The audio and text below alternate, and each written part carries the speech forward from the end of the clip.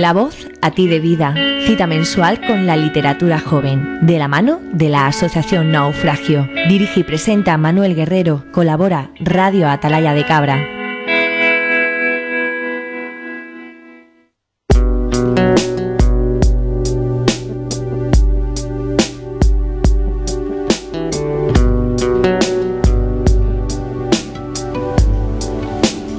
Buenos días.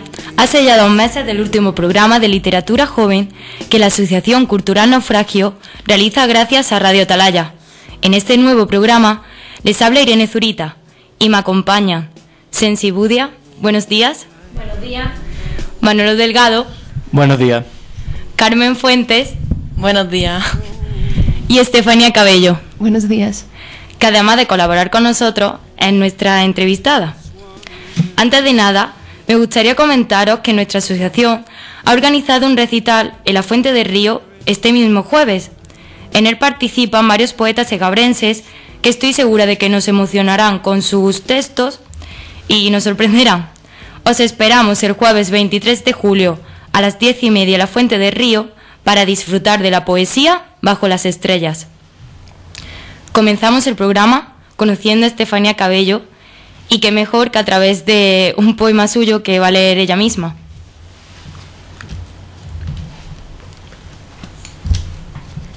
El ángel de la casa. El centro ruge, los muslos se frotan ateridos. Yo me celebro, no hay ocasión para el encuentro. El tacto, como de costumbre, suele llegar tarde, y se hace imposible esperar unas manos de hombre, una escurva dúctil contra un cuerpo de mármol. Y calla, porque ha de callar, entre pudorosas sedas y cadencias luctuosas, lo que es consabido, un secreto barrido a voces. La espera del ángel de la casa siempre ha sido dura. También hay muerte tierna más allá de esta piel. Estefanía Cabello es una joven de 21 años, estudiante de Filología Hispánica en la UCO. Desde bachillerato ha conseguido varios premios, así como distintas becas de formación en lugares como Nueva York, México y Reino Unido. Ha participado en diferentes lecturas y conferencias y recientemente ha sido finalista de distintos premios, entre ellos el segundo premio Jovellanos. Podríamos seguir hablando de su gran relación con la literatura, pero ya que está aquí vamos a preguntarle a ella misma. Bueno, la primera pregunta, la más obvia, ¿cómo empezaste a interesarte por la literatura? Bueno, a pesar de lo que se pueda creer o de lo que normalmente suele decir todo el mundo, yo empecé a escribir hace relativamente poco. Si bien es verdad que mi relación con la literatura es desde siempre, desde muy pequeña, estaba entre libros y sabía que primero había que leer y había que formarme. Entonces fui especialmente estricta hasta la hora de publicar conmigo misma. Y bueno, ha merecido la pena, porque aunque odie el verbo merecer, estoy gozando de ciertos reconocimientos, por decirlo así. Y escribiendo públicamente de cara a los demás llevaré 1 año, muy poco. Bueno, Estefanía, quería que nos hablase un poco sobre los textos que has escrito que han sido premiados y dónde podemos encontrarlos publicados. Sí. Pues empiezo paralelamente por los que primero me llegaron premiados, que ha sido el segundo premio Jovellanos, que lo ha publicado Ediciones Nobel y cuyo jurado contó con una de las piezas clave en el mundo de filología, un director de la revista Clarín, ¿no? Por lo que me llena de orgullo, es José Luis García Martín. Entonces ese texto fue elegido de entre casi 2000 poemas y lo escribí estando en México, no es crítica social, eso por ahí. Por otra parte, también va a salir ya próximo una edición de una serie de 4 personas ganadoras de Eucopoética, un festival andaluz que promueve, digamos, la creación joven, y va a salir publicado en Bella Varsovia, una editorial madrileña, dentro de un mes, y ahí pueden encontrar una serie de textos míos. También tengo proyectos para septiembre. Saldré publicada en Ediciones en Huida, una antología de poesía joven andaluza, y y bueno, grosso modo, todo ello se llevará a Cosmopoética, en diferentes festivales, estaré ahí. Y de momento, eso. Respecto a las redes, no aún sé que debo crearme un blog o iniciar también para compartir ahí todos mis poemas, todas mis creaciones de cara al público, pero bueno, estoy en ello, quizá próximamente. Estefanía, también nos has comentado que estás muy interesada en la relación imagen-poesía. ¿Piensas que esta es una nueva forma de crear literatura?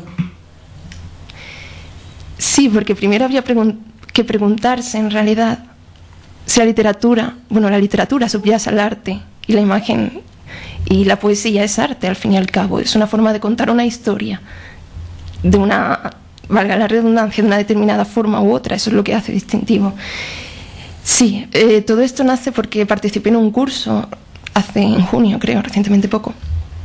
Y era sobre cómo, a través de un poema, de los poemas premiados que se llevarán al Festival de Creación Joven como Poética, los fotógrafos podían captar una imagen de ese poema. Y yo quise participar para ver la otra cara, ¿no?, de la creación. Y me encontré con un caso muy curioso, y es que ellos, que toman fotografías normalmente y, bueno, se dedican a ese arte, no eran capaces de poner una foto a un poema ya dado, porque para ellos era mucho más fácil tomar la foto y de ahí derivar una historia.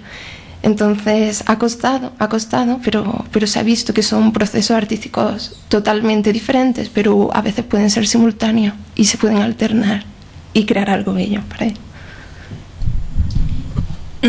¿Cuál crees que es la mejor forma de expresar lo que sentimos o lo que pensamos? ¿Crees que es más fácil a través de la poesía o quizás de una novela? Esta pregunta es complicada y llevaría a disputas, pero yo pienso que tanto lo que pensamos como lo que sentimos son expresables y han de ser expresables en ambas, tanto en poesía como en prosa, como en novela. Lo único que marca la diferencia es la forma en la que se hace. Mientras en el poema habla el yo poético y de una determinada forma y contenido, en prosa hablan los personajes, es otra evolución. Entonces, eso es, pero reitero que en ambas han de estar pensamientos y expresión de sentimientos, y no por ello han de ser los nuestros. Eso es un error, lo de las personas, sino otros. ¿Piensa que recibes todo el apoyo necesario por parte de instituciones, de tus conocidos y de la sociedad en general para desarrollarte como escritora?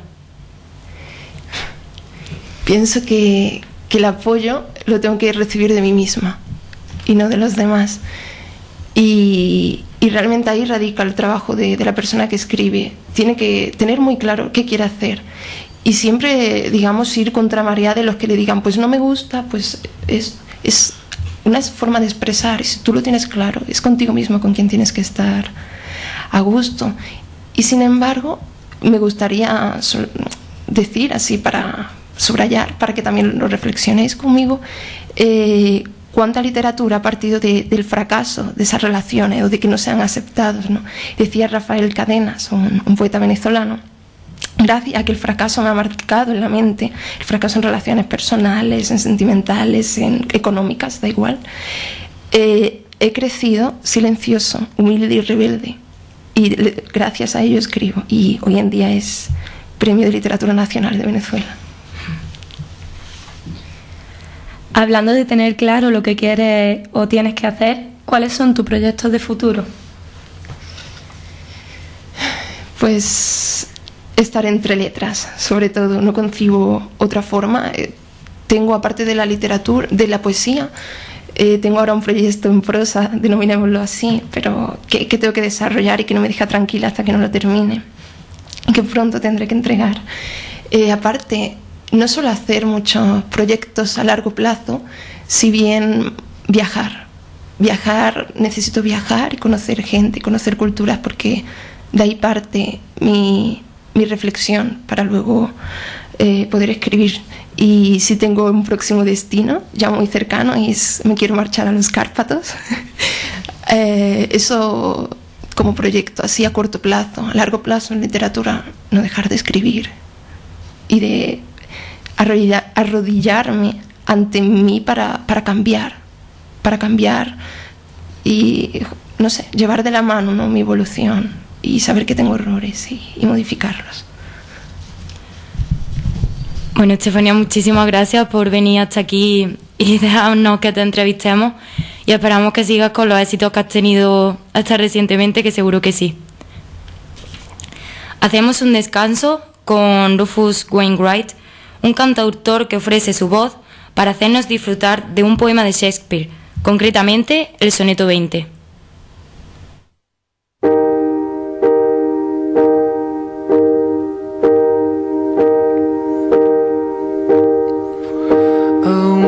Face with nature's own hand painted, hast thou the master mistress of my passion, a woman's gentle heart but not acquainted with shifting change as is false woman's fashion.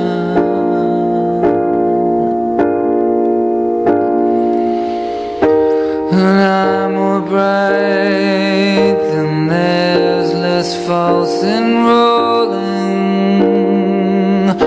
gilding the object whereupon it gazes. A man in hue, all hues in his controlling, which steals men's eyes and women's souls amazing.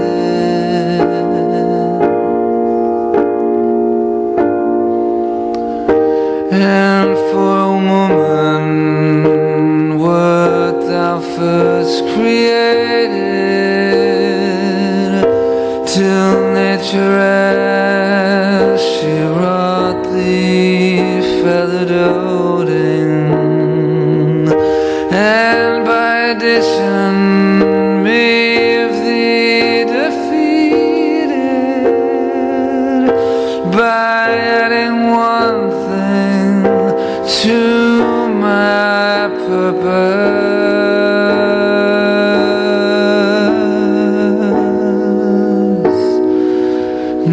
nothing.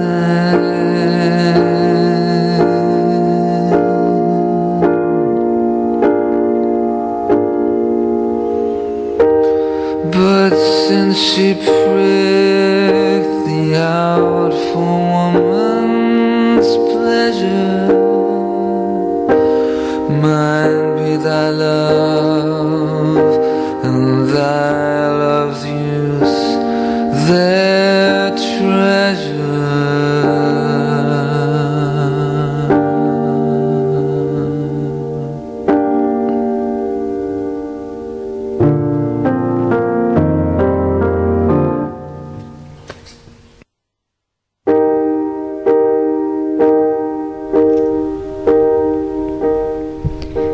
Pintado por natura, el rostro tienes, de mujer, dueño y dueña de mi amor, y de mujer el corazón sensible, mas no mudable como el femenino. Tus ojos brillan más, son más leales, y doran los objetos que contemplas. De hombre es tu hechura, y tu dominio roba miradas de hombres y almas de mujeres. Primero te creó mujer natura, y desvariando, mientras te esculpía, de ti me separó, decepcionándome al agregarte lo que no me sirve. Si es tu fin el placer de las mujeres, mío sea tu amor, suyo tu goce.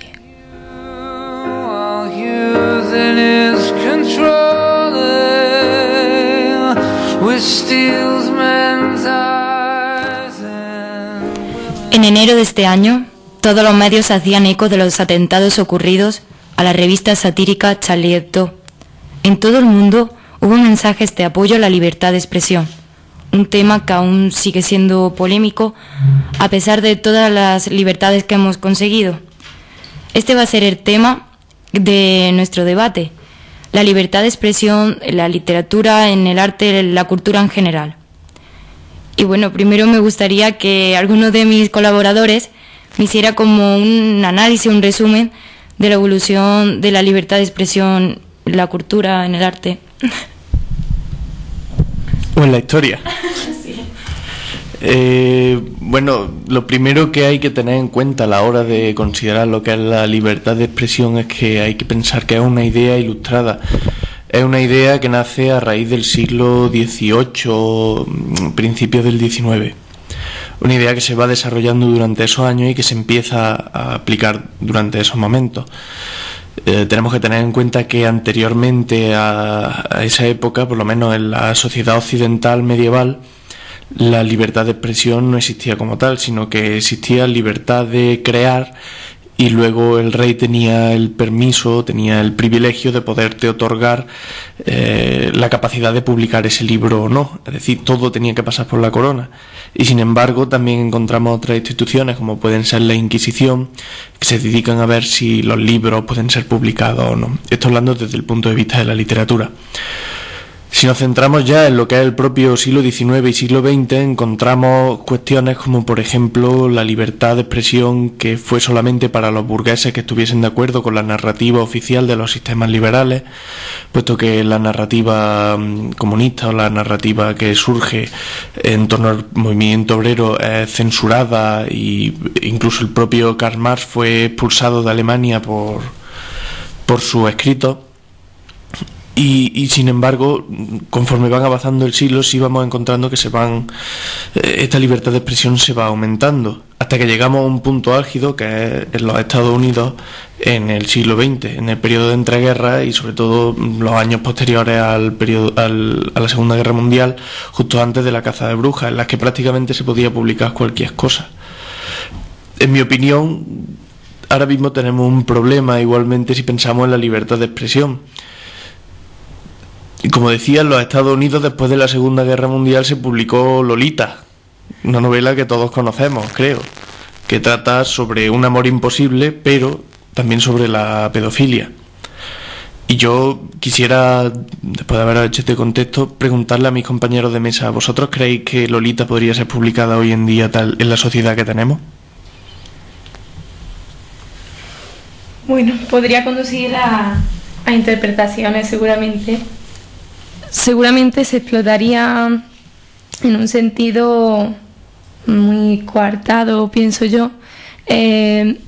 No daría la oportunidad de interpretar esa novela en el sentido más puro, más artístico, sino que seguramente nos restringiría a esa pedofilia, como estabas comentando, que desgraciadamente es a lo que nos lleva esta sociedad últimamente, en los tiempos que vivimos.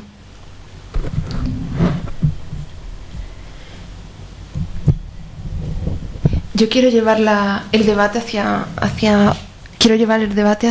otros términos. En el siglo XX, precisamente, mucha gente de España tuvo que exiliar fundamentalmente a Latinoamérica. Cernuda se moría en México con una frase muy clara para los españoles. Le dejó de legado la siguiente frase en el poema a mis paisanos: no me queréis, lo sé, y que os molesta cuanto escribo. Si tenemos en cuenta, si cambiamos, si tenemos en cuenta ahora siglo XXI, año 2015, y partiendo de la libertad de expresión, ¿no creéis que debido a este exceso de libertad de expresión que se nos vende a través de redes sociales, la expresión está precisamente perdiendo valor? En redes sociales todo el mundo se expresa, pero realmente ¿quién tiene en cuenta, como antes, el pensamiento de quién? Es un debate al que deberíamos entrar. Y también, enganchando con lo que decía antes Manolo, con el Estado, la historia, el Estado, las coronas, la libertad de expresión del Estado con esos libros que la Inquisición perseguía, etc., no terminaba vendiéndole al pueblo, o mejor dicho, cuando el pueblo tenía la total libertad de expresión, en el sentido de las obras, digamos, más azarosas o que podían llevar a reflexión fuera de unos términos, las prohibían, porque no querían que el individuo se expandiera, no lo sé. ¿Qué opináis acerca de todo? Bueno, lo primero que yo quería decir es que la libertad, sea del tipo que sea, siempre es limitada. Y en este caso la libertad de expresión, pues como hemos escuchado muchas veces, acaba donde empieza la de los demás. El problema es que yo creo que nuestras ideas o nuestros pensamientos o cualquier cosa que escribamos siempre va a hacer daño a alguien, porque no todo el mundo no puede estar de acuerdo con nosotros. Entonces, ¿hasta qué punto tenemos esa libertad? Y bueno, respecto a lo que dices de la falta de expresión y demás, la verdad es que ahora mismo cualquier persona puede hablar y puede opinar de lo que quiera, y la pena es que en cierto modo está bien porque disponemos de esa libertad, pero también tiene partes negativas, que es que la gente habla sin saber de nada, sin conocimiento, y eso es lo que no se puede hacer. Yo estoy en completo de acuerdo con lo que ha dicho Estefanía respecto a la expresión de la masa. Es decir, ahora mismo todo el mundo puede expresarse en las redes sociales, y está bien que todo el mundo pueda expresarse, es más, es necesario que todo el mundo pueda expresarse. La cuestión es que es una respuesta que viene predeterminada por la sociedad en la que vivimos, viene predeterminada por una publicidad que vemos todos los días y que a fin de cuentas acaba negándole la libertad de expresión a otras personas. Solamente lo que pueda ser producto de mercado merece la pena escribirlo, merece la pena publicarlo, como por ejemplo 50 sombras de Grey. Lo que no pueda ser producto de mercado no se puede publicar. Yo conozco el caso de un chaval en internet que se quejaba de haber intentado hacer una tesis doctoral sobre el sentido de la democracia y hacer una crítica a los sistemas democráticos, y no encontró ningún doctor en España que quisiese guiarle esa tesis doctoral, porque el mero hecho de criticar la narrativa oficial supone una destrucción de la libertad de expresión, y sin embargo estaba coartando la suya propia. Respecto a lo que dice Carmen, mi padre publicó en su blog hace poco no una crítica, pero una serie de razonamientos, de pensamientos que él tenía sobre la ética, sobre la moral, sobre la universalidad de la ética y de la moral. Y se puede aplicar precisamente a esta gente que se ofende muchísimo cuando tú ejerces tu derecho a la libertad de expresión. Esta gente que se ofende muchísimo por criticar la religión, por criticar cualquier cosa, que incluso llevan a atentar contra Charlie Hebdo. Y la frase no es de mi padre, es de un pecio que no sé quién es el autor, pero dice así: tan egocéntrica y redundante es esta ética que del pecado no conoce ni teme más que la culpa propia, no del daño ajeno.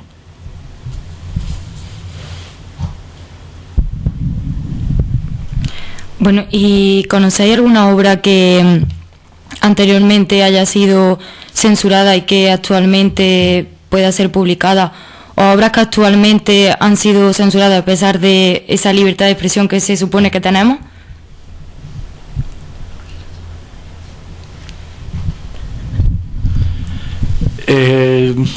Censura como tal, actualmente podemos decir que no existe, pero sin embargo sí podemos decir, bueno, que no existe. Podríamos hablar, por ejemplo, de las portadas del Jueves que censura la Fiscalía del Gobierno, pero también sería a lo mejor entrar en un tema demasiado controvertido.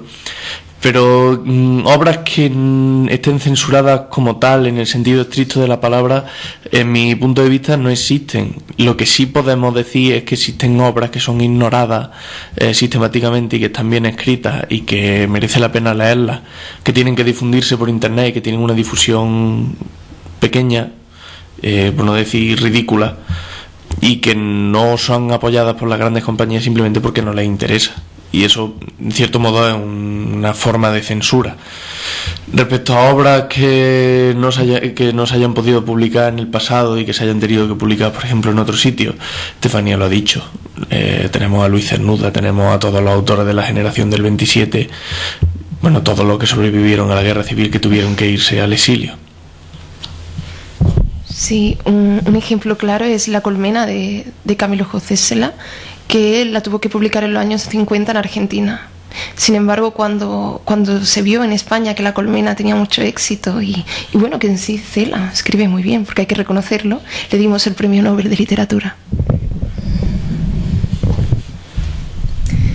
Bueno, con respecto a la censura que comentaba mi compañero Manuel, sí es cierto que no hay una censura institucional aparentemente, pero sí es verdad que no solo determinados grupos editoriales de cierto prestigio, cierto nombre, no se interesan por estas obras, sino también la propia masa de la que hablábamos no consumiría este tipo de literatura, dado que en ocasiones, como personalmente siempre suelo criticar, no se le da gran importancia a la base tradicional, a la base de cultura de clásicos, que es la que da un trasfondo y una cierta calidad a determinadas obras que bueno, como decíamos, la propia masa o determinados grupos editoriales no tienen capacidad para explotar o no estarían interesados porque, pienso, no serían capaces de llegar a una interpretación y valorar esa materia. Yo la verdad es que tampoco en la actualidad no sé de ningún ejemplo así claro. También imagino que el ambiente será muy distinto respecto Oriente-Occidente, porque en Occidente la mayoría son democracias y en un ambiente democrático pues hay mucha más libertad de expresión, y eso nos hace llevarnos hasta el pasado. Y por ejemplo aquí con la dictadura, como hemos dicho, había más censura, o por ejemplo Dostoyevsky, recuerdo que en la época de Stalin y demás fue declarado autor non grato y no se podían leer su obra, y hoy en día pues sí se puede. Respecto a lo que dice Sensi del canon, por llamarlo de alguna manera, el canon de los clásicos y demás, creo que también tiende a ser un problema, que está coartando en cierto modo la libertad de expresión, y ya no solo la libertad de expresión, sino la posibilidad de inventar algo nuevo. Por un lado miramos demasiado al pasado, y por otro lado lo que escribimos o a la gente a la que se le apoya, y no me refiero por ejemplo a ti, Estefanía, que sabemos que tienes mucho apoyo por parte de las instituciones y que tu éxito se está viendo, tu calidad se está viendo reconocida por autores y por editoriales, pero sí sabemos que hay una corriente de jóvenes que están escribiendo poesía, pero que no miran en nada hacia el pasado, que no son capaces tampoco de romper, porque lo único que están haciendo es una poesía que está en comunión con los valores que tenemos hoy en día, que no es capaz de ofrecer una perspectiva crítica, un otro lado de nuestra propia sociedad, una literatura insulsa. Y por un lado lo único que hacemos es revisionar a los clásicos, y por otro lado ofrecer literatura insulsa. Bueno, respecto a eso, no me refería a reedicionar a los clásicos, sino más bien hacer una reescritura. No significa que tengamos que leer obligatoriamente a los clásicos, y obviamente tampoco imitarlos, porque no estamos en el siglo XVI ni nada de esto. Por supuesto. Pero lo que sí quería apuntar, que esta cultura de masa que estamos viviendo tiene unas características determinadas, y normalmente en ellas no predomina ese conocimiento por el pasado, esa visión crítica que nos la da ese conocimiento. Y a partir de ahí, esto nos imposibilita en general para juzgar esas obras que, como tú bien decías, se quedan en el tintero por falta de apoyo institucional o editorial. Sí, claro, miramos las obras del pasado desde una perspectiva de anticuario en vez de aprender realmente de esa obra. Y ya personalmente, ¿cuál creéis que es el límite en la libertad de expresión para hacer cultura?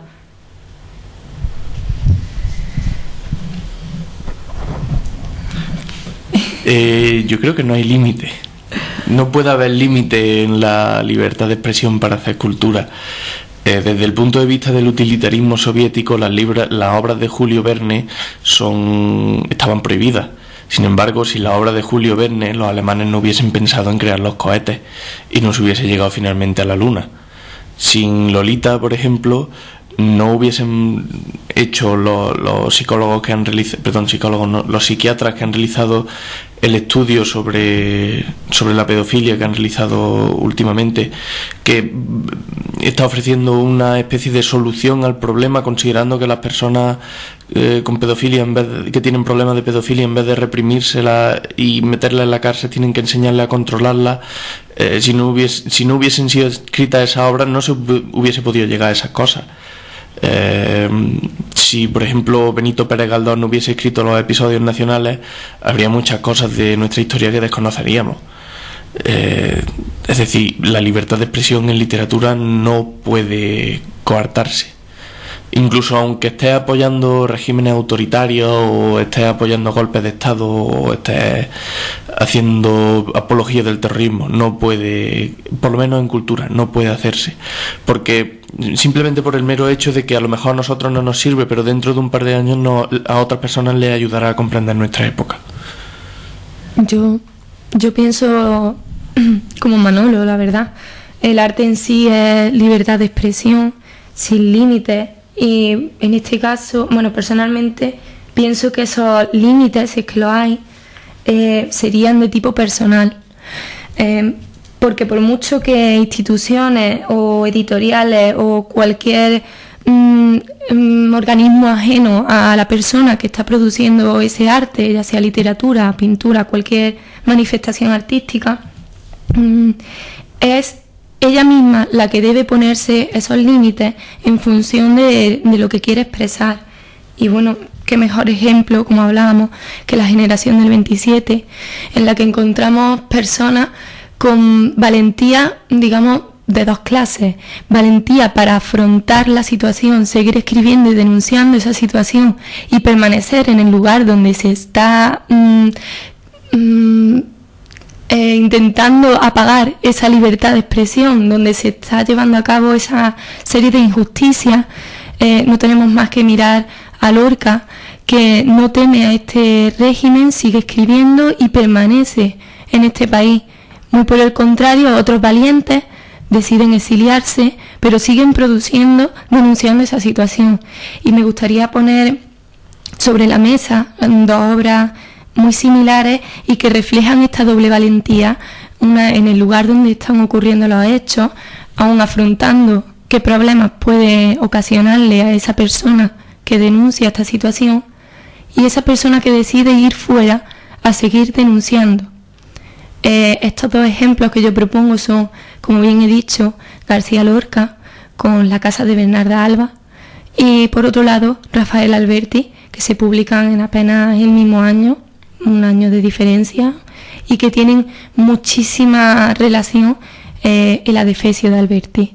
Estas dos denuncian la situación de las mujeres pueblerinas en España. Incluso Lorca lo lleva al extremo y lo universaliza.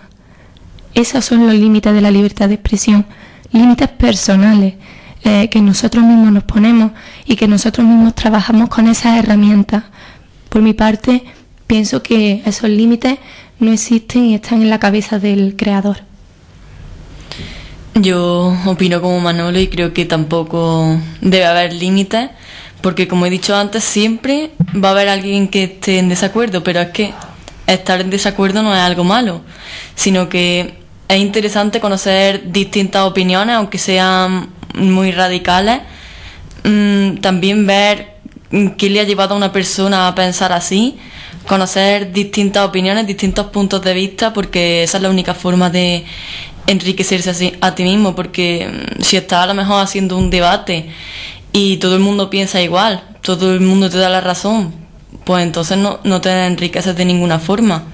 Lo interesante es que haya distintos puntos de vista y contrastar distintas opiniones.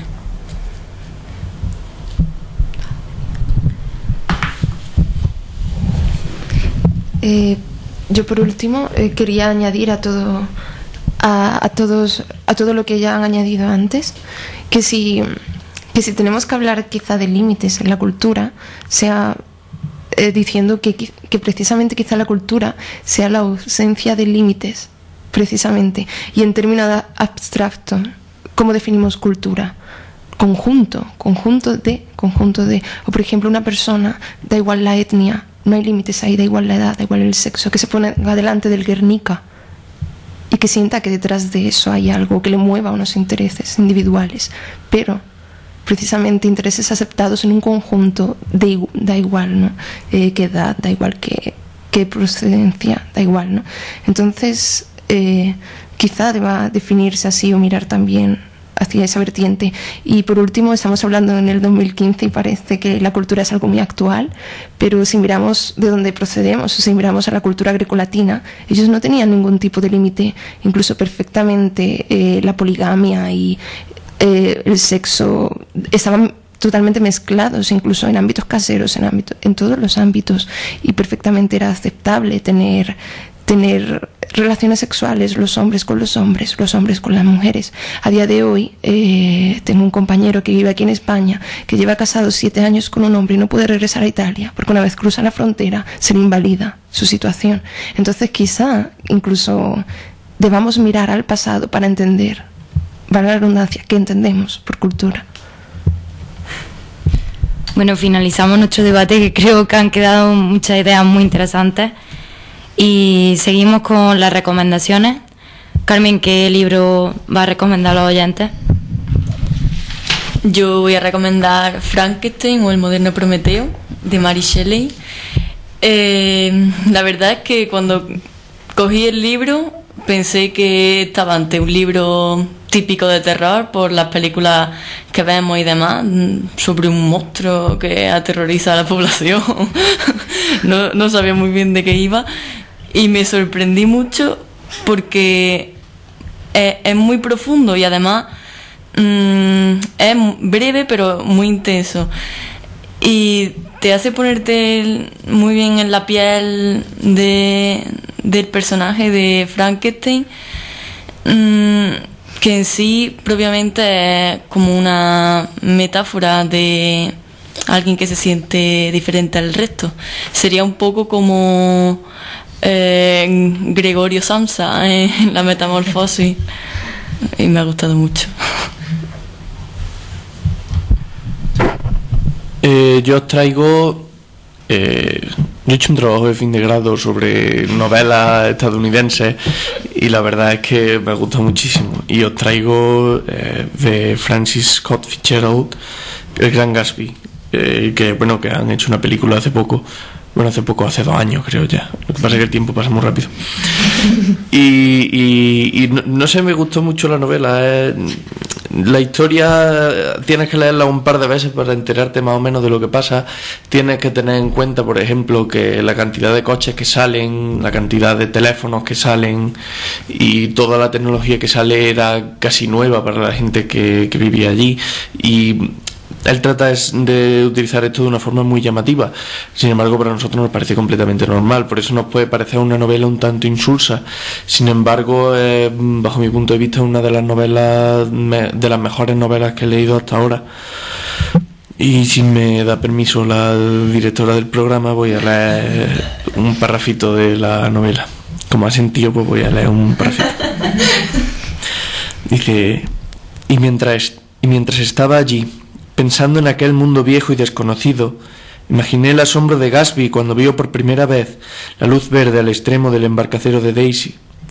Había recorrido un largo camino hasta llegar a aquel césped azul y su sueño debió de parecerle tan cercano que casi era imposible que pudiera escapársele de entre los dedos. Ignoraba que lo había dejado atrás, en la vasta oscuridad más allá de la ciudad, donde los oscuros campos de Norteamérica se extendían en la noche. Gatsby creía en la luz verde, en el orgásmico futuro que de año tras año se aleja de nosotros. Nos esquivó entonces, pero no importa.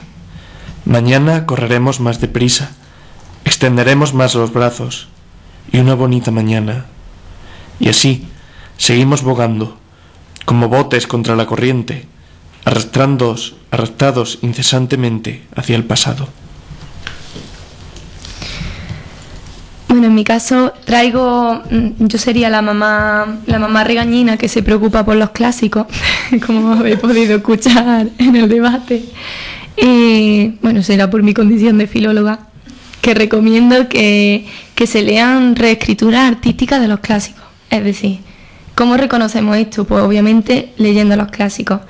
Esto no quiere decir que los autores no innoven, ni mucho menos. Para eso tenemos obras como la novela Los Juegos de la Edad Tardía, de Luis Landero, que encerraría obras desde El Lazarillo de Tormes, El Quijote, Romeo y Julieta y La Metamorfosis de Kafka. En poesía os recomiendo La égloga de los dos rascacielos, de Luis García Montero, que tiene de trasfondo al grandísimo Garcilaso de la Vega y su égloga tercera. Y en tercer lugar os recomendaría una obra de teatro titulada La Saturna, de Domingo Miras, que tiene de trasfondo El Buscón de Quevedo y es una crítica a esa época desde la perspectiva de una mujer que ha perdido a su hijo. Sensi, si nos puedes leer la égloga que has comentado. Perfecto. Bien, voy a leer la intervención del primer rascacielos. Es muy particular este texto, ya que lo que para Garcilaso son dos pastores que se lamentan por diferentes cuestiones, para Luis García Montero, en sus clases magistrales, son dos rascacielos, de manera que hay una reescritura de ese texto. Voy a leer la intervención del primer rascacielos. Yo, que araño este cielo, que en nubes vivo sin vivir vasallo, del trueno enorme y del tremendo rayo, porque con mi pañuelo al sol entre las lluvias doy consuelo. Yo que a las soledades de la noche traiciono, pues en ella hago con mis ventanas una estrella, y en las ambigüedades de su voz, de su luz, se adormecen las ciudades. Yo, espada de cemento, sufro la esclavitud de una princesa urbana, que a las calles atraviesa, más ligera que el viento, negada más que piedra al sentimiento. De lejos la adivino, como el imán por entre los letreros. La arruga triangular de sus vaqueros es siempre un torbellino donde buscan mis ojos el destino. Su cintura un abrazo, sus senos son dos lágrimas. Querría saber, por ellos navegar un día, sentir el fogonazo pirata de la piel que en su regazo. Y de sus labios preso por el carmín en sangre convertidos, quisiera desnudarme a los sentidos, hundirme en el proceso de la corriente atónita de un beso. Pero no me responde, que la detiene solo su trabajo, camarera nocturna en ese bajo, canalla y sucio, donde la oscuridad con mi pasión se esconde. Oh juvenil trofeo, esquivo sueño, prisa que desgarra a cuerpos que sostienen en la barra su alcohol y su deseo. Miró en el sol, discreto yo, la veo. Salir acompañada, muchas horas después, con dos ojeras que valen 1000 silencios, 1000 esperas, sobre la calle helada, indigna de sus pies la madrugada. Y cuando ya se pierde en la esquina el amor temblando y rojo, me regala un momento en el despojo de la ausencia que muerde, por fin, cuando la luz se pone en verde. Voy a pesar nuestro, se nos ha acabado el tiempo, así que ya vamos a pasar a escuchar una de las canciones que teníamos programadas, que se titula 1984 y es de David Bowie, y está inspirada en la novela con el mismo título de George Orwell. Otros grupos como Muse también hacen referencia a esta novela, que a pesar de haberse escrito en 1949, encontramos muchas similitudes con el mundo actual. Nada, recordaros otra vez que este jueves estaremos en la Fuente del Río con poesía. Y nada más, muchas gracias por escucharnos y hasta el último programa de La Voz a ti de vida.